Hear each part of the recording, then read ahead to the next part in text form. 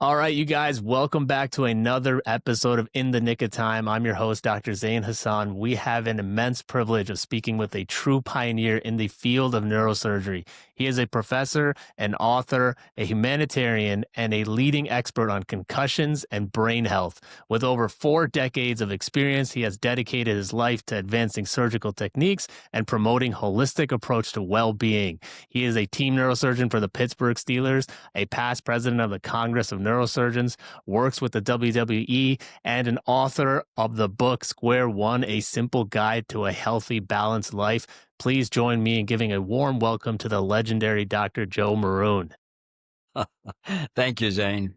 Thank you Appreciate so it. much. Very important. Thank you so much for making the time, Dr. Joe Maroon. I'm so excited. There's so many topics I really want to talk to you about. You are a wealth of knowledge and you're a true role model, how you've gotten to the stage of your career with the great health that you're in. Let's go ahead and start with the first question. I want to talk to you a little bit about your personal journey, Dr. Maroon. You have an incredible personal story that includes a deep commitment to body longevity and marathon running. Can you please share with us how your personal experiences with exercise and physical health have shaped your philosophy as a professional neurosurgeon and athlete?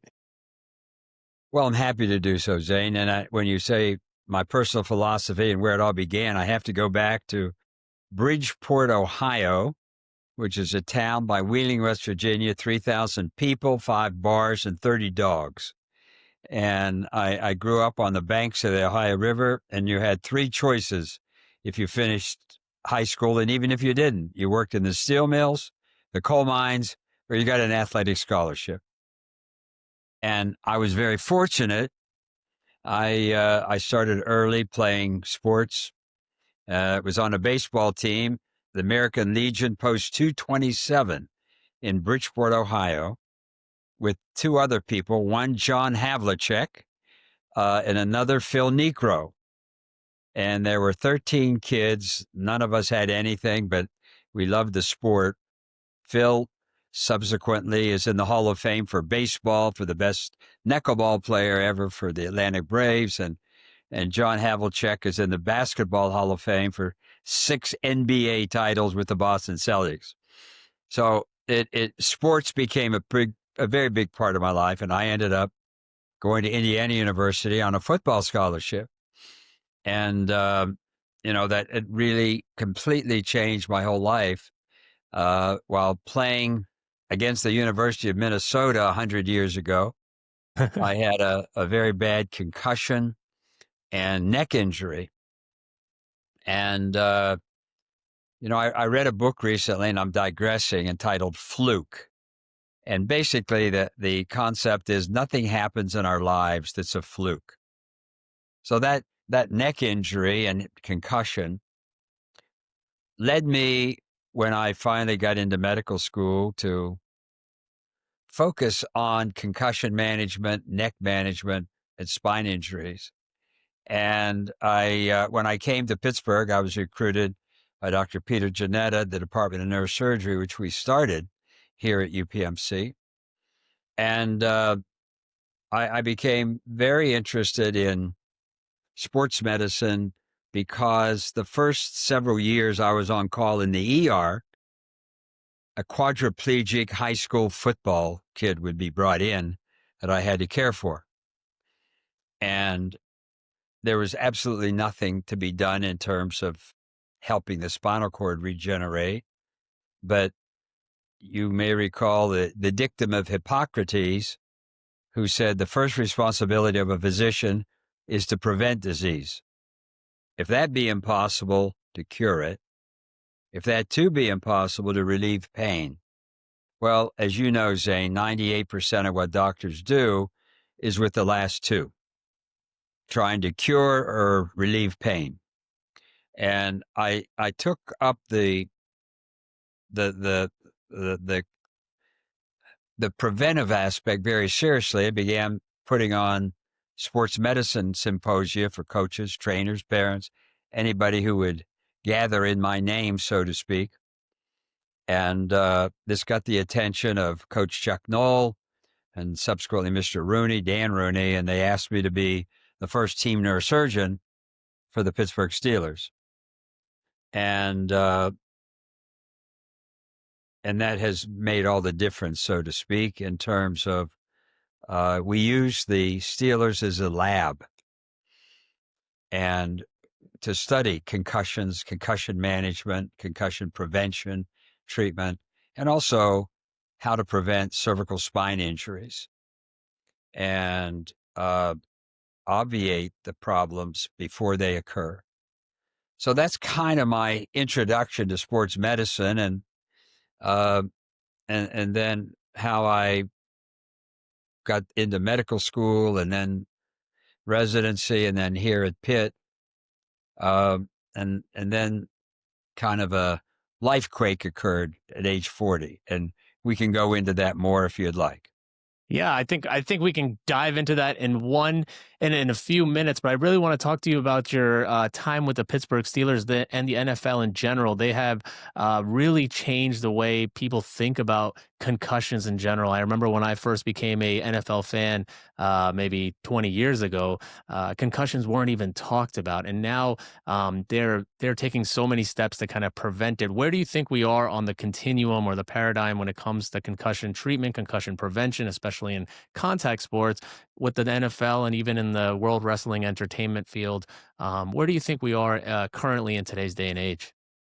Well, to go back just a bit, we've had here at the University of Pittsburgh and Allegheny General Hospital, where I was for a period of time as well, we've had a major impact on concussions and concussion management. And it's another story. In 1990, Coach Chuck Noll was the head football coach, the 4-time Super Bowl winner. And I told him that his starting quarterback couldn't play against the Dallas Cowboys the following week. And he said, "Why not?" I said, "Because he had a concussion. The guidelines say he must stay out a minimum of 2 weeks." And he looked at me and he said, "Look, he knows his plays. He has no problem with running, passing, thinking. What information did you use to say, what evidence-based information did you use to say 2 weeks, not 3 weeks, and not 1 week?" And he said, "If you want me to keep somebody out of football, I want objective data, not specious guidelines." So that challenge changed the lives of an awful lot of people, because I went to Mark Lovell at the time, who was a neuropsychologist with me at Allegheny Health Network. And I said, "Mark, how can we solve this problem?" So we came up with a neurocognitive test, the first of its kind, really, to be used widespread in sports. It's a 15, 18-minute test that evaluates one's memory, ability to process information, and recall. And I went back to Coach Noll and I said, "If you want information, we need to baseline the whole team." The agents of the players weren't too responsive to that in terms of doing neuropsychological testing on their athletes. But we convinced them that it was the safest thing to do. And fast forward, we came up with the IMPACT test, immediate post-athletic cognitive testing. And we've now tested 25 million. We used 25 million tests. And it markedly changed the way the NFL in 2007 adopted the test, neurocognitive testing. And subsequently, it's become the standard of care in when to go back after a concussion. The most important thing is not to return while the brain is still vulnerable to a secondary impact. And so that literally had a major impact on concussion management. Now going forward, it's still, we know that repetitive head hits are not good for the brain. But the critical thing is you return to a baseline of normal cognition, emotional behavior, processing of information. before you're put in a position where less force causes more damage in returning too soon. That's a little explanation. Yeah. Do you think there's a lot more research to be done, or do you think we've kind of um, gotten over the hump as far as how treatment protocols go? And I know they're changing the way the helmets are formulated and shaped to absorb a little bit more impact. However, we do still see concussions in the NFL pretty often, and just currently where we're at right now, do you think there's still a lot of more work to be done, or have we kind of toppled Yeah, that I mountain? think it's like NASCAR and Formula One racing and the Indianapolis 500. You're going to have accidents Yep. and you're going to have concussions, but they're maximizing the equipment changes. And the question is, there are many biomarkers that are being evaluated in terms of a pregnancy test, if you would, for concussion. Looking at sweat, looking at blood, and to determine, is there has a concussive hit occurred? Well, these are all good, but the issue is still going back too soon and getting hit again and causing more damage. So what we've done, we've recruited to the University of Pittsburgh a Dr. Pravat Mandal. Dr. Mandal was the director of the Indian National Brain Research Institute in India. And he's a world specialist in using magnetic resonance spectroscopy. It's an MRI with special algorithms that measures the chemicals in the brain.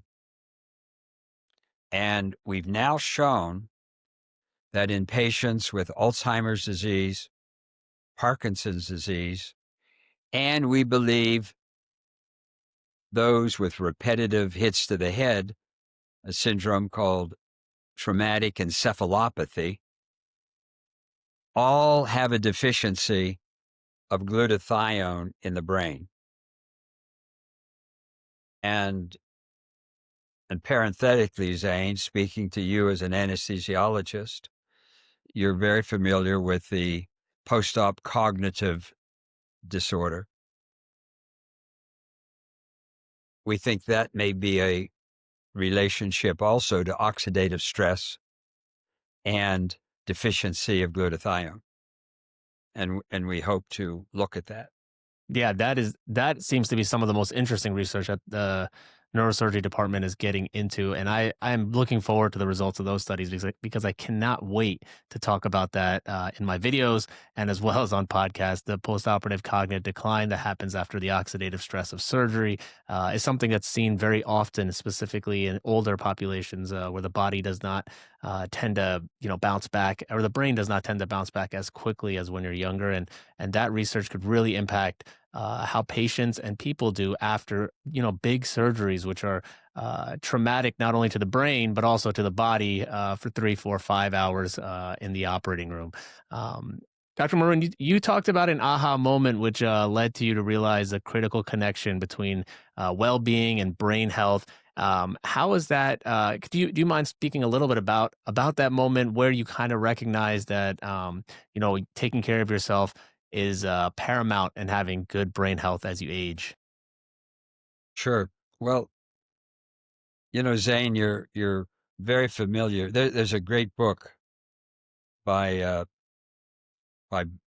Mr. Brooks, and it's titled From Strength to Strength. And he talks about the two mountains that we climb in our lives. The first mountain is when for us, we get out of medical school, go through a residency, and we get into practice, and we focus on being successful.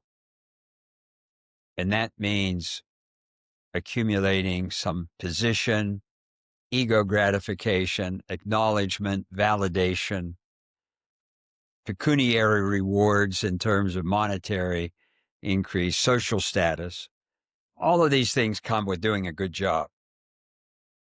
And then oftentimes a major cataclysmic event occurs called the life quake. And for me, the life quake, I was quite successful in my early years in neurosurgery and flying somewhat like Icarus.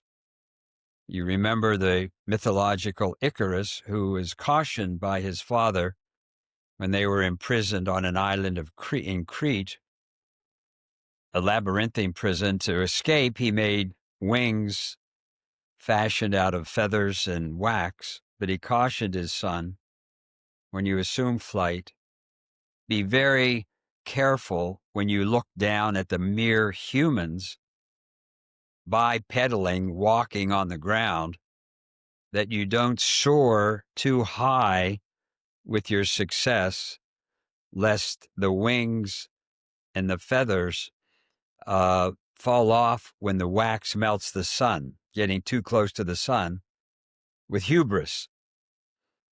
And otherwise you plummet into the sea, which Icarus did. And it's the island of Icarus now in the Mediterranean. But the point is, I was very successful. And then there was a cataclysmic life quake. My family broke up. My father died at age 60 of a heart attack, and I had to quit neurosurgery. And all of this occurred in the same week. And I no longer could operate because of depression, anxiety. And I literally moved into a farmhouse and worked in a dilapidated truck stop that my father bequeathed to my mother, heavily mortgaged, in Wheeling, West Virginia. And I flipped hamburgers and filled up 18-wheelers for a year. So I was chief of neurosurgery at Presbyterian Hospital. And for the next year, I was working in a truck stop, a real life quake. And one day the banker called me and said, "Joe, you need to go for a run."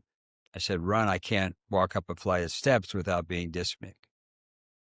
But I got a pair of scrubs and an old pair of tennis shoes. We went down to the local high school track. I made it around 4 times and said, never again. I had splints in my diaphragm and out of breath. But that night, something very strange happened. I slept for the first time in about 4 months. So I went back the next day and I did 1.25 miles, and then 2, 3, 4. And then I was like Forrest Gump running through Wheeling, West Virginia and Bridgeport, Ohio. But as the unintended side effect of that, I was resetting my neurotransmitters, my serotonin level, my dopamine level, my endocannabinoids, all went up as the side effect of doing the right thing. Currently, I started to feel better. My diet went from truck stop food to fruits, vegetables, Mediterranean diet. I learned to cross-train. I got a bike. Then I learned how to swim. Then I entered into a mini triathlon. 300-yard swim, 10K bike, and 5K run. Very, very minimal. But I felt like Roger Bannister breaking the 4-minute mile when I finished that. So I kept training, and I realized that my brain, my body, the mind-body connection, that the mind can make the body very sick, heart attacks, strokes, irritable bowel syndrome, but the body can heal the mind. And the aerobic activity and resistance exercises and flexibility training literally was healing my mind, my brain. I was making new synaptic connections. I was stimulating brain-derived neurotropic factor, which makes new neurons, new synapses, and enhances neuroplasticity. So I continued to enter races and then applied to the Hawaiian Ironman triathlon as a fluke, as in the lottery. And I got accepted. Fast forward, I've done 8 Ironman distance triathlons, which is the 2.4-mile ocean swim, 112-mile bike, and a marathon. And it's became a way of life for me. And epigenetically, I was very similar to my father, who died at 60. By changing my diet, my exercise routine, avoiding environmental toxins, drinking, smoking, controlling stress, prayer, meditation, and exercise, and getting adequate sleep, I've been able to epigenetically add an extra 25 years so far because of those changes. So it's no secret what one has to do to get the best shot at living a healthy life with a health span, a health span, not just longevity. And I'm having more fun now, actually, doing what I'm doing with the research that I'm doing than I did when I was operating. So there's hope after surgery for some, and after anesthesia. Absolutely. And for the viewers that are watching this, I want you to understand how difficult that is. Dr. Maroon's transition from chief of neurosurgery, taking a year off, eating, food that's not great for you, and then being able to change your body and your mind to get to the point of running doing triathlons. And like you said, they're multifaceted. It is not a simple transition. It takes a lot of effort. It also takes a lot of discipline. And so for that, you are an absolute role model to me and a lot of other people that I've talked to leading up to this interview, because everybody is actually looks up to your ability to kind of transition, which a lot of people and patients fail at in critical moments. During your book, in Square One, you introduce a powerful metaphor of the word square, where health, spirituality, work, and relationships are 4 sides. For someone who is new to this, someone who's going into medicine, someone who's performing at a high level, what kind of take-home messages can they take from your book and your thought process about those aspects in order to have a foundation for a balanced life, Dr. Maroon? Well, the book's available on Amazon and kind of summarizes a lot of what we're talking about today. But basically, what I want the audience to do right now is draw a square in your mind. At the top of the square, put work. On this side, put relationships. On the bottom, spirituality. And on this side, physical or physicality. Now I want you to draw a line commensurate with how much effort or time you spend each day on every one of these. So your work line is how long? Your relationship line with your family, friends, and colleagues. Your spiritual line. And how much physical do you do on a daily basis or a weekly basis? It should resemble a square. When I drew my square in that farmhouse, it was all work. It was like a flatline EKG. I really was not, I had neglected my relationship side, the family, the social. I just was so bent on success, in quotes, success. Spirituality was very atrophic. I grew up with the Sisters of Charity for the first 12 years and a very good grounding, but with busyness and I got other responsibilities, the spirituality aspect atrophied, and I did virtually nothing significant physical. Hospital food and not really paying attention to what brought me to the dance, so to speak, which was a healthy lifestyle. And that nomogram, keep it simple, stupid. It's not complicated. Being healthy is not complicated in both body and mind. And if you consider your work, your relationships, your spirituality, and your physical, and then you overlie that, your diet, your physical activity, you're avoiding environmental toxins and controlling stress, those four things are your best guarantee. But the difficult thing, of course, is doing it. But it's our choice. It's our choices that we make, and we have the opportunity to choose what goes into our mouth or our bodies. It choose whether or not we get on a bike or take a walk or take the steps and not the elevator. It's our choice whether or not we have that second drink or even the first drink now. As we know, alcohol is a neurotoxin to the brain. And the people, I've been to a couple of recent social gatherings. It's amazing how people are not drinking now. It's very impressive. And then controlling stress.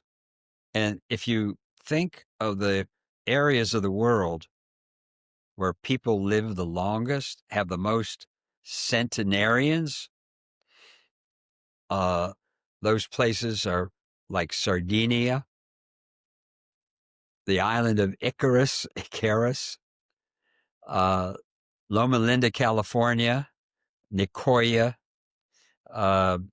in Costa Rica, and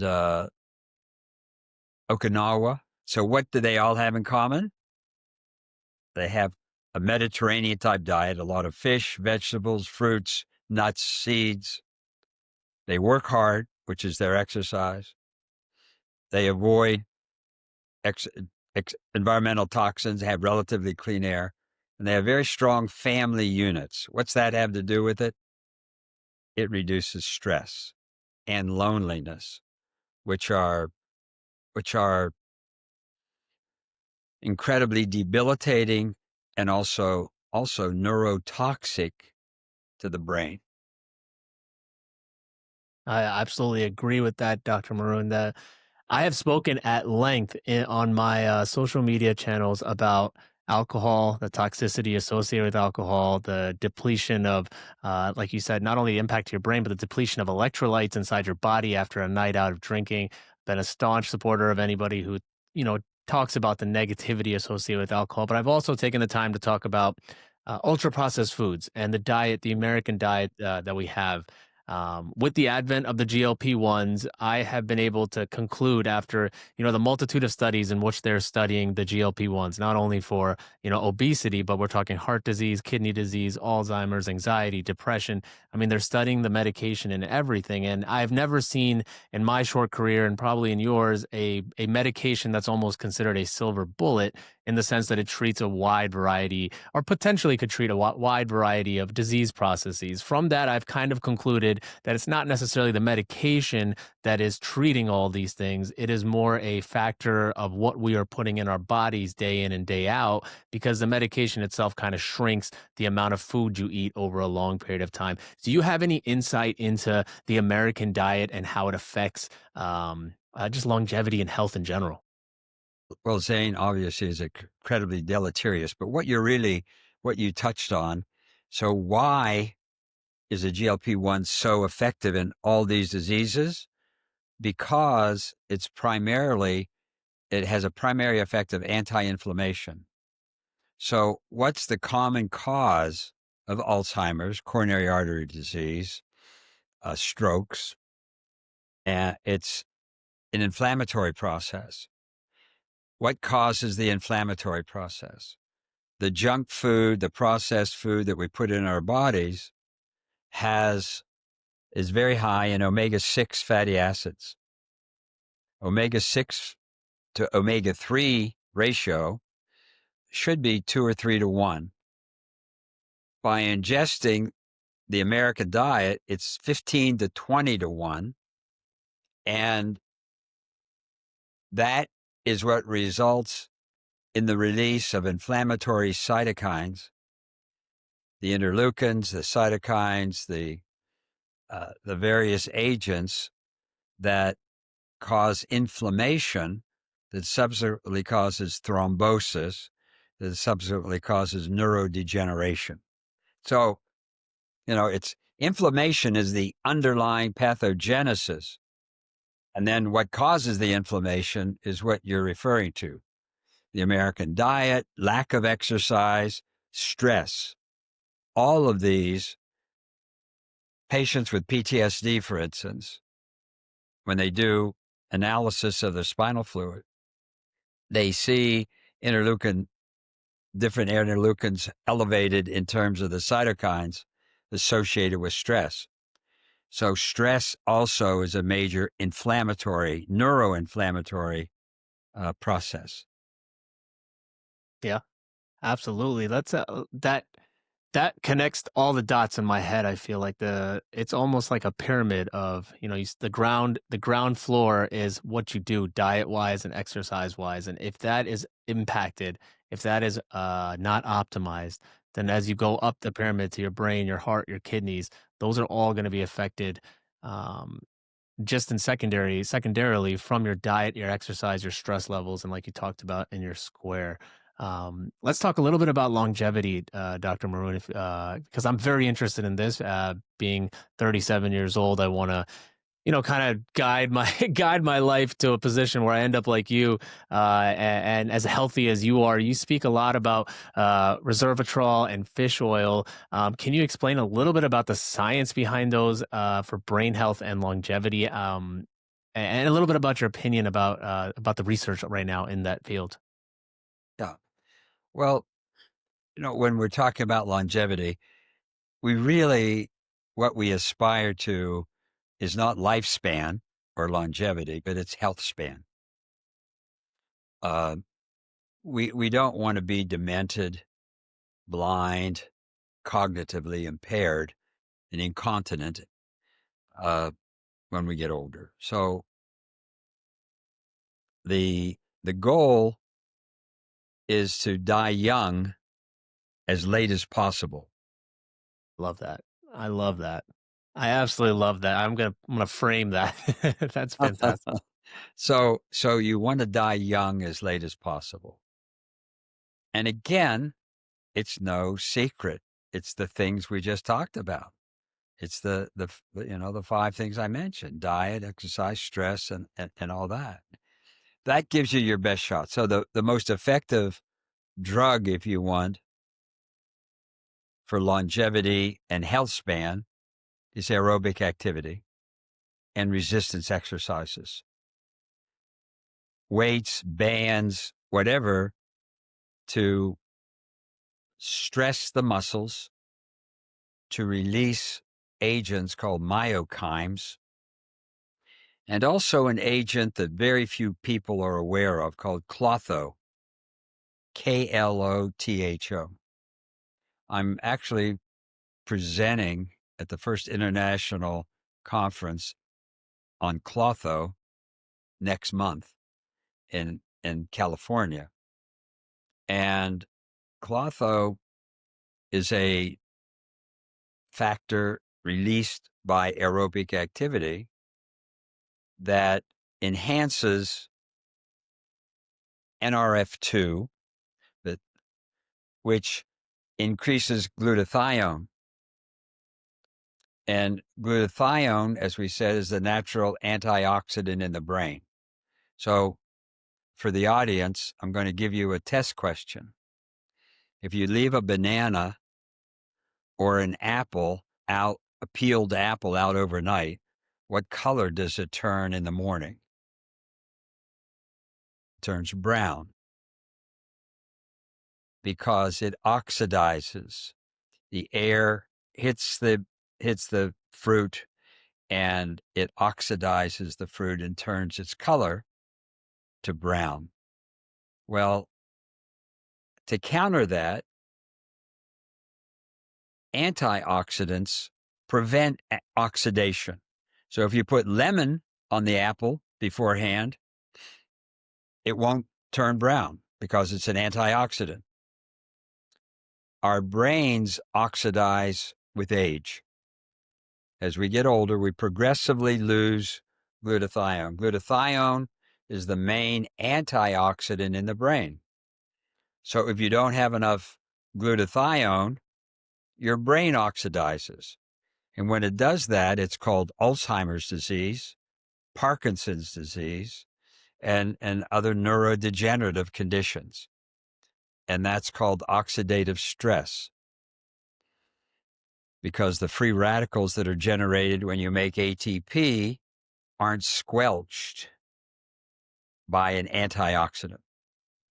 So I'm sorry for cutting you off. no, it all fits. And then, we get into what supplements, if you Yeah. want to talk about That was gonna be my supplements follow-up question. Yeah. that you talked about. I initially wrote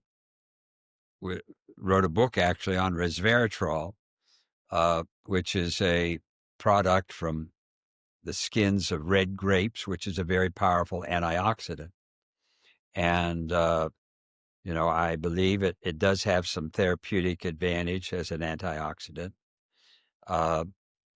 The product that I take now every day is glytine, Glyteine.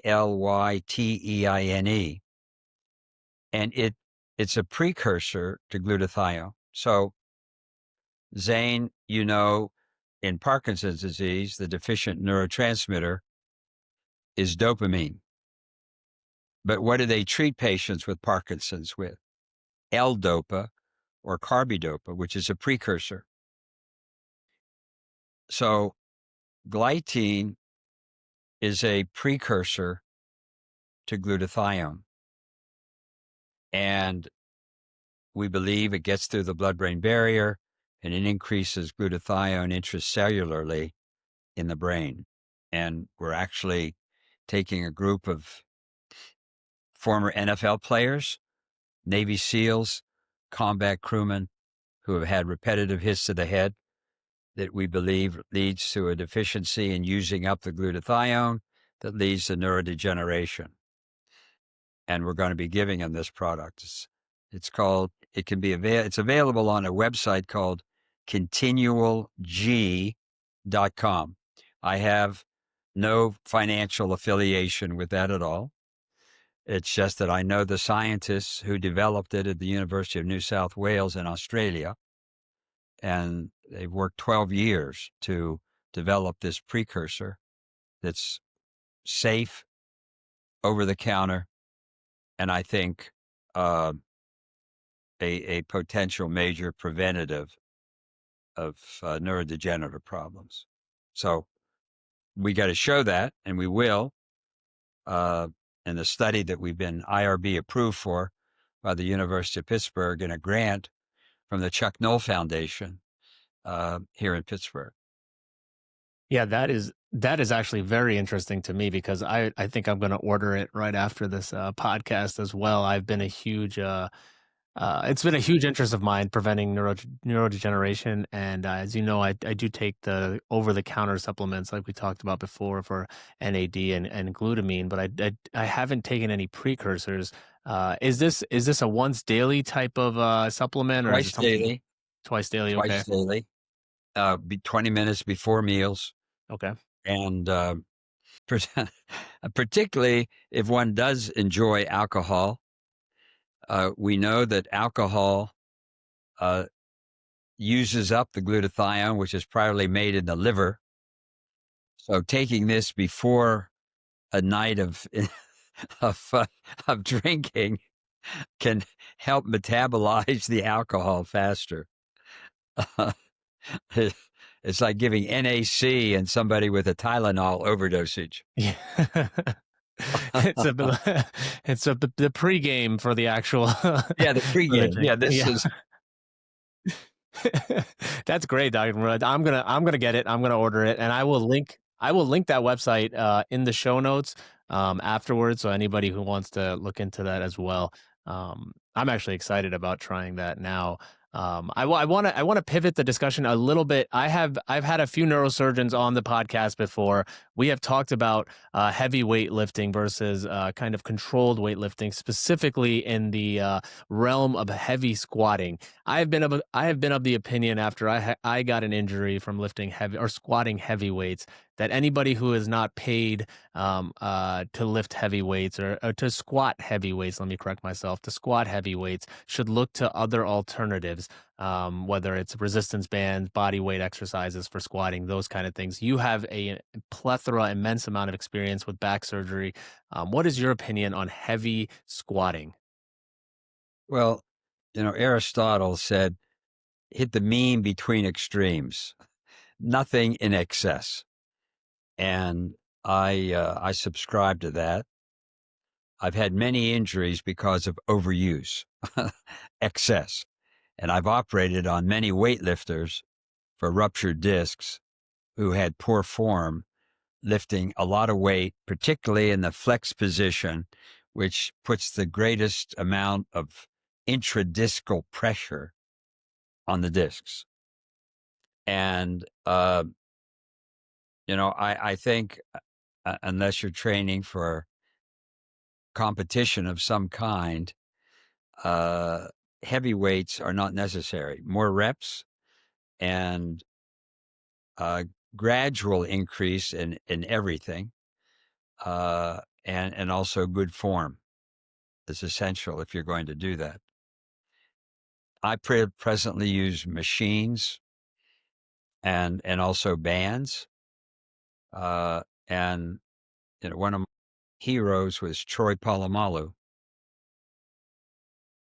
all pro, all everything for the Pittsburgh Steelers, and Troy just used his own body mechanics in terms of uh, stretching and resistance exercising, push ups, sit ups, and the kinds of uh, training he did. No weights, and incredibly gifted individual, and was able to compete at the highest level doing that. One of the all-time greats when it comes to free safeties in the NFL. I think, or was he a strong safety? I don't remember specifically, but he's one of the greats. Absolutely. We've had a lot of discussions about this on the podcast as well when it comes to heavy weights and heavy squats. So I appreciate your response because there is a contingent of young people out there who think if you're not lifting heavy weights, you're not doing it correctly. And I've been of the opinion, and every neurosurgeon that has come on this podcast has been of the opinion that the risk reward ratio with heavy squatting isn't there unless you have a goal that you're trying to achieve, whether it's playing the NFL or bodybuilding competitions or whatnot. But aside from that, it's been a kind of a consensus that it is cool to lift 300-400 pounds on a squat, but it's not worth the risk and the injury to your back. So I do appreciate your response there. As we start to wrap this up, Dr. Maroon, I want to ask you one question that applies specifically to those that are going into residency, not necessarily neurosurgical residency, but those intense residency years. Do you have a list, if you were going to think about it now, do you have a list of maybe supplements that would help from the day-to-day stress? Like you talked about the omega-3s, the fish oils. Do you have a kind of a list that comes off the top of your head that you would advise kind of, maybe look into taking glutathione or glutamate or anything along those lines for medical residents, medical students out there who are in the most stressful times of their lives? Well, I think initially we get back to what I consider the essential is a Mediterranean type diet that we know about. In addition, again, I think because of stress and also the physical activity, key nutrients that I think are very important is fish oil, omega-3 fatty acids. Jeff Bose, my associate, and I have published several articles. We've written a book, Fish Oil, the Natural Anti-Inflammatory, and that's exactly says it all. When we talk about inflammation being the progenitor of most bad things that happen to us, uh, omega-3 fatty acids, fish oil is a natural anti-inflammatory that I think is important on a daily basis. You want to take products that are molecularly distilled. If you leave them open in a bottle, they become rancid, and then it's worse for you. Particularly, you want products that are hermetically sealed in terms of packaging. There's a product, Omax 3, that there's a website, inflammationsolutions.com, that you can list also, if you would, Zane. Absolutely. They have a very good fish oil that you don't burp. It's molecularly distilled, hermetically packaged. That's I would put that very high on the list. Number 2 is magnesium. Magnesium glycinate rather than oxide, I think, or threonate, which crosses the blood-brain barrier. But a magnesium product, 450, 500 milligrams a day, is very important. I also take an NAD product to enhance mitochondrial support and energy, which I think is key. A multivitamin, I think, if you have a healthy, well-balanced diet, maybe not, but otherwise, if you don't, and you're living in, again, depending on your processed food intake, a multivitamin is a very good consideration. Zinc and supplemental vitamin C in terms of upper respiratory infections. I think there's some value to that, particularly at the inception of a cold. And vitamin D3.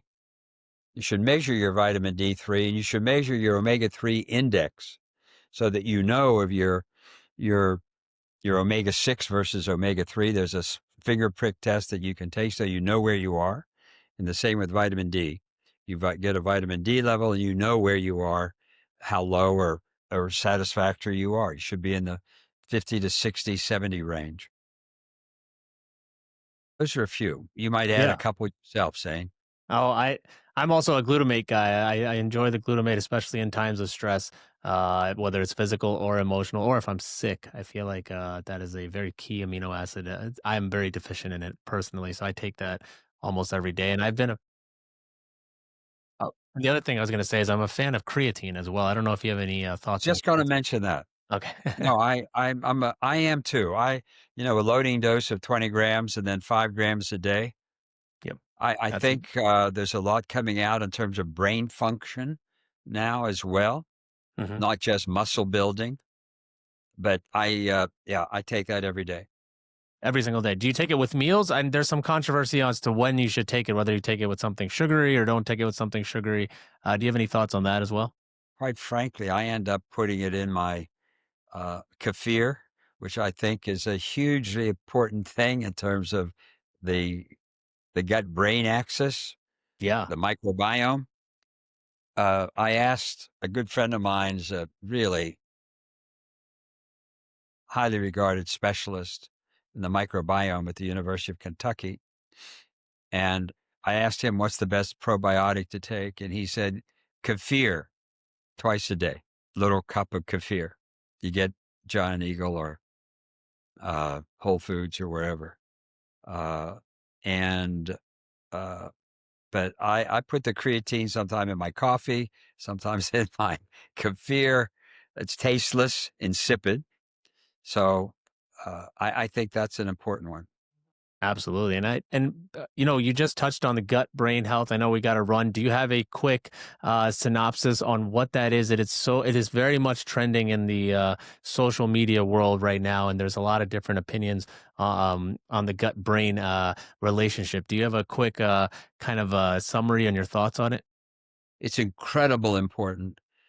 We now know my colleague in the University of Louisville has just published some papers showing that he can actually reverse beta amyloid plaque and tau in the brain in laboratory animals, depending on what bacteria are in the gut.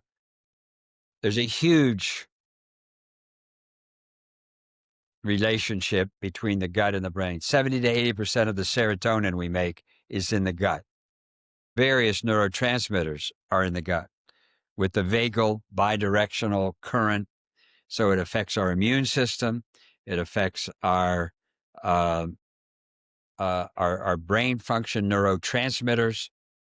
And we also know there's investigators here at UPMC have shown that there are different chemotherapeutic agents for melanoma that are not effective unless you have the right microbiome.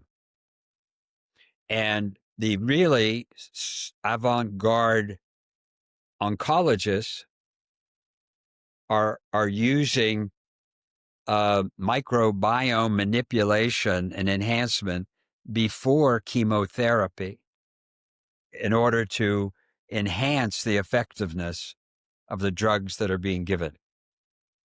So it really is exciting. We're also in our study with chronic traumatic encephalopathy, we're looking at the microbiome in these NFL players and also the Navy SEALs and special ops people we're going to be examining. We're looking at their microbiome as well as uh,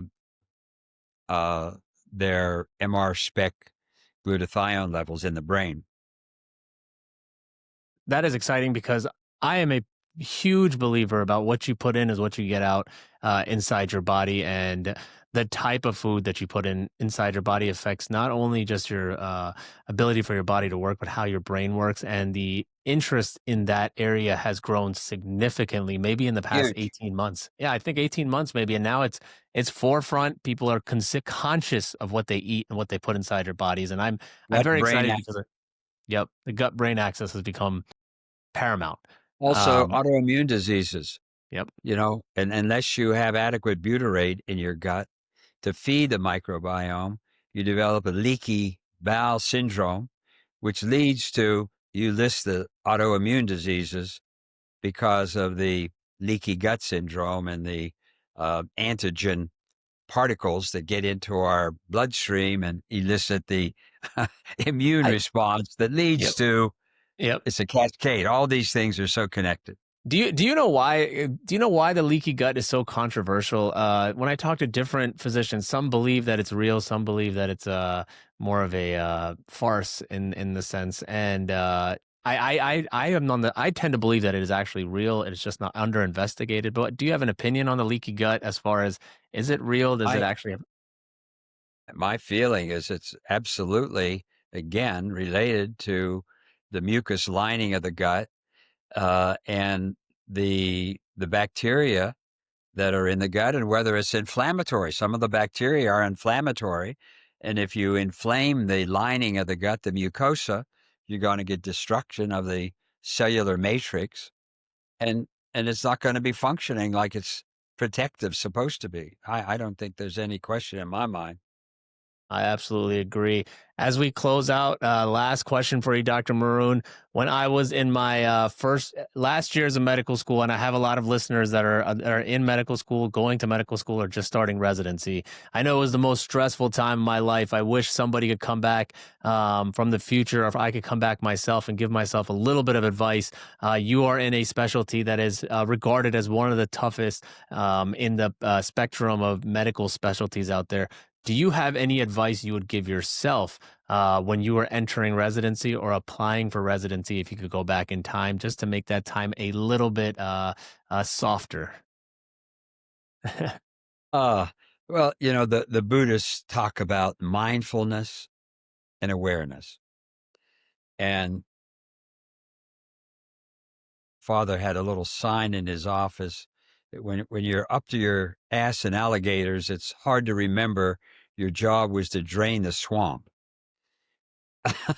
I love that. And That's great. and so when you're enmeshed in like we are, I mean, I give quite a few talks to residents and various departments here at Pitt on burnout, overcommitted, overworked, overstressed. What do you do? And the first thing, I was not aware of what my life was. I was unaware, unmindful when I crashed and burned at age 40 or so. And I guess I would urge, and I do, residents and fellows to be aware of their stress level. You know, I have a tachometer in my car, and every morning I take about a minute or 30 seconds to look at that tachometer and take a reading of my stress level. You know, how do I feel? You know, what's my feeling tone? How anxious am I? How stressed am I? And if you're not aware of that, you really get on this downward slide to burnout. 50% of doctors experience this at some time. It's higher in departmental chairmen. But, you know, it's common. It's going to happen because you get overstressed, overworked, overcommitted, overdemanded. You got to be aware of it. And then, if you can, take the steps or let someone know before you get into a real danger red zone on your tachometer where you hurt yourself or you hurt somebody else because of stress and because of cognitive impairment that occurs in judgment that occurs with stress. So awareness and mindfulness, I guess, meditation while you're at it. I appreciate that answer. I run into so many highly driven, highly motivated individuals in medicine, and not many take the time out to have some self reflection on how much they are stressing out not only their bodies but their minds as well. Just with the situation that we have in the environment in the hospital and in medicine in general, and with all the And stressors we have Zane, outside. just to interrupt, the best antidepressant and the best anti-stressor is aerobic activity. We have a gym we have 28 neurosurgical residents, high stress. And we have a gym right next to their office suite with a treadmill, some weights, a Peloton bike. 30 minutes can completely change your neurotransmitters and your stress level. So I would really emphasize how important physical activity is in the body healing the mind. I agree. I absolutely agree. Thank you so much, Dr. Joe Maroon, for taking the time out. An absolute legend, the NFL's neurosurgeon, and absolute king of longevity. There has been so much wisdom in this 50-minute podcast that I'm going to go back and make multiple clips of this. And I'm going to try to implement a lot of the advice that you gave yourself to myself. And I hope you guys who are watching this and listening to this on Apple or Spotify, please do the same. Dr. Maroon, where can everybody find you? Do you have a website? I know you do. If you want to plug it here, and any other books you want to talk about. JosephMaroon.com is the website, and a lot of material on there. And thank you. It's a real pleasure, Zane. You obviously have incredible insight yourself, and I think you're on the right track. And you know, William Osler speaks about le crise de 40 ans, the crisis of 40 years. So you got 3 to go. You're, but you're on the right track. Yes, sir. Got to correct the course as early as possible. Thank you so much. Thank you, sir. Thank you guys for tuning in, and thank you for your time, Dr. Maroon. I know you're a busy man. Okay, sir. Take care. Take care.